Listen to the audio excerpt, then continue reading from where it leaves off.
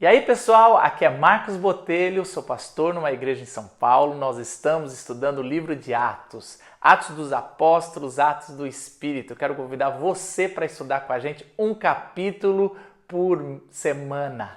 Antes da gente entrar no capítulo 11, eu queria convidar você para duas coisas. Primeiro, assina o nosso canal, clica em assinar no sininho, compartilha com seus amigos esse vídeo, dessa forma a gente vai crescer e poder estudar com mais gente. A segunda coisa, eu queria convidar você para baixar esse aplicativo de Bíblia, Holy Bible Your Vision, e me convidar para ser amigo seu de estudo, de notas. Já pensou que legal? E lá você pode ser meu amigo e a gente pode trocar figurinhas num aplicativo bem legal. Estou fazendo esse teste, vai ser bacana a gente trabalhar junto. Vamos entrar no capítulo 11 de Atos? O capítulo 11 começa com Pedro voltando para Jerusalém. O apóstolo Pedro volta para sua base, né? Jerusalém é a base de toda a igreja primitiva. E já tinha chegado os boatos que o apóstolo Pedro tinha se hospedado, comido com gentios. E a turma dos circuncidados, né? A turma do que ficava comandando para ver se estavam seguindo a lei mesmo, se a santidade das leis litúrgicas estavam seguindo à risca, confrontam Pedro dizendo: como assim você senta com gentios, você rompe com anos de tradição e você come com eles?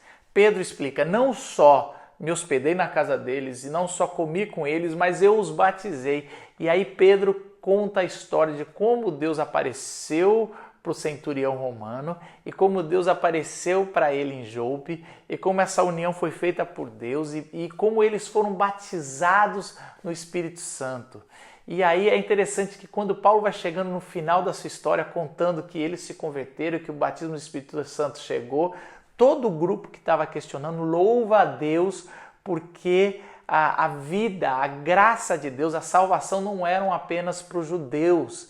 A salvação de Cristo agora também alcançava os gentios. A gente tem que dar uma pausa aqui e entender que isso são séculos de tradição. Não é uma coisa que, entendi. Deus teve que revelar para esses irmãos, Deus teve que mostrar claramente, não só para Pedro, o líder principal ali, né? Pedro, o cara que tinha recebido a chave, né, da mão de Cristo para comandar a igreja ali de Jerusalém.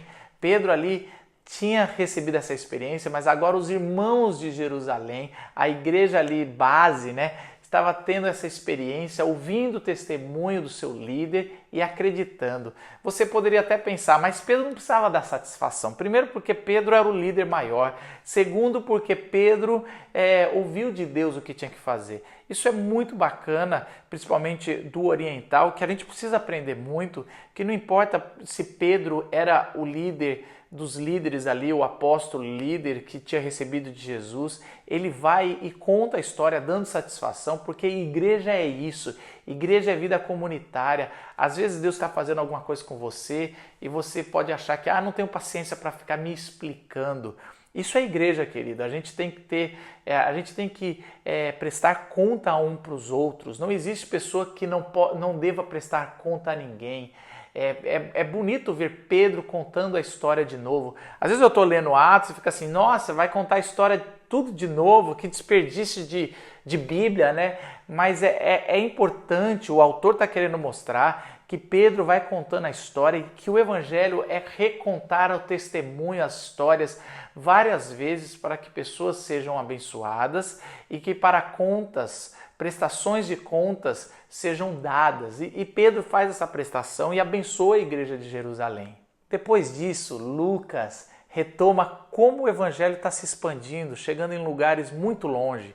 Ele fala que desde a perseguição que aconteceu em Jerusalém, depois da morte de Estevão, o evangelho agora estava chegando na Fenícia, em Chipre, na Antioquia. Isso fica ao noroeste de Jerusalém, mas bem longe, mostrando como o evangelho está se expandindo. E ele fala que parece que ao mesmo tempo que aconteceu isso com Pedro, também lá na Antioquia começaram não só os judeus a se converterem ao caminho, mas também alguns dos gentios começaram a se converter e a serem batizados. E isso começou a ter uma revolução lá e mostra como o Evangelho, como Deus está operando em vários lugares, de várias formas. Ele fala para Pedro, mas lá na Antioquia, que depois vai se tornar um grande celeiro missionário em Antioquia, Deus começa a operar a salvação, não só entre os judeus, mas também entre os gentios. A base da fé primitiva lá em Jerusalém, eles mandam um homem dar uma olhada. Como eles fizeram em Samaria, depois que Felipe pregou, eles mandam Barnabé até Antioquia para dar uma olhada como é que estava a igreja, para poder orientar, e Barnabé vai.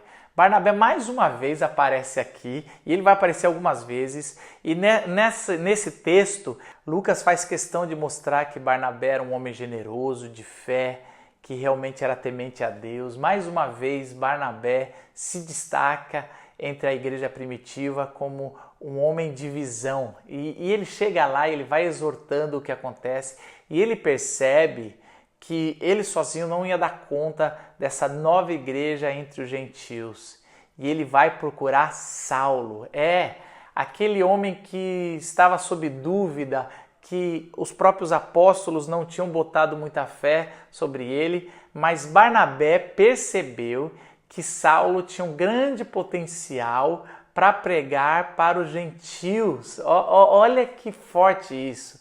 Deus revela o ministério aos gentios para Pedro, mas Paulo é descoberto por Barnabé e é chamado para que ele vá até Antioquia pregar o Evangelho.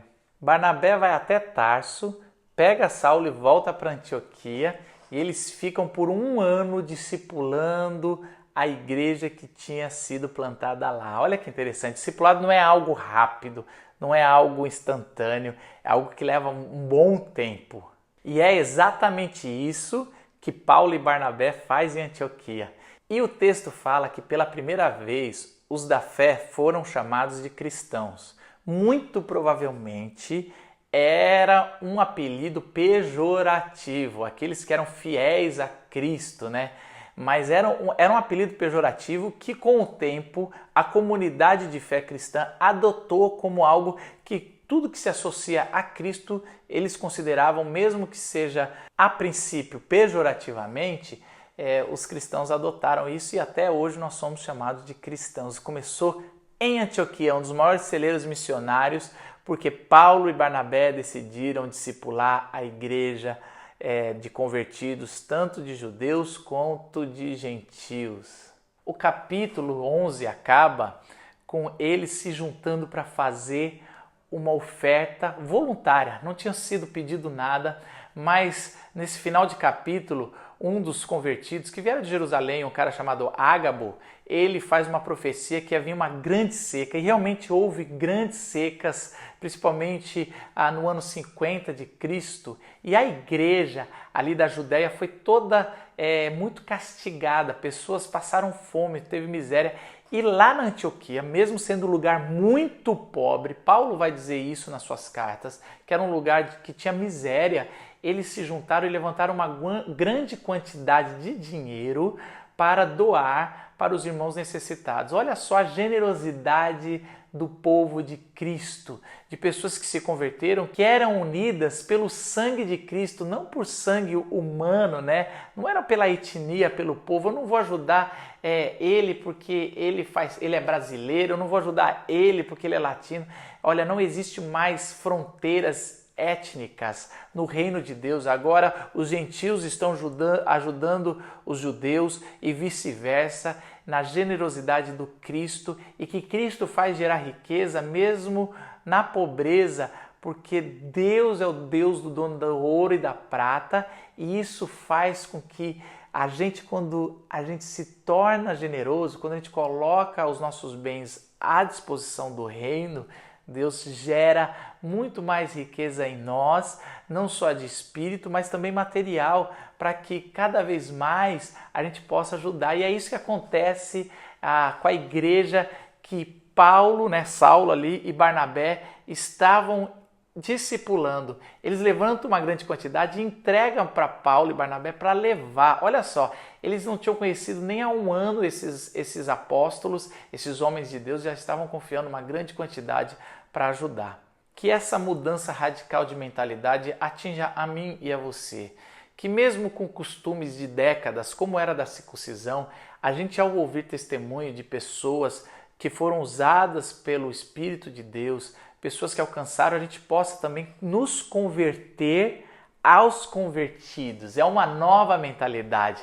Que a igreja hoje possa se converter à evangelização, aos novos, aos de fora, eclesia, que no grego quer dizer para os de fora, que a gente também seja para fora, né? Essa igreja que vai alcançar os gentios, que vai alcançar os cornélios, que vão até Antioquia olhar os gentios e pregar o evangelho, e que a gente também seja generoso com quem tem a necessidade, com outros povos que estão passando por necessidade.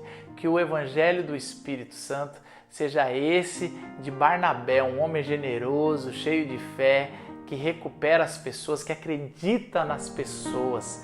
Que esse seja o Espírito Santo que habita em mim e em você. Deus abençoe.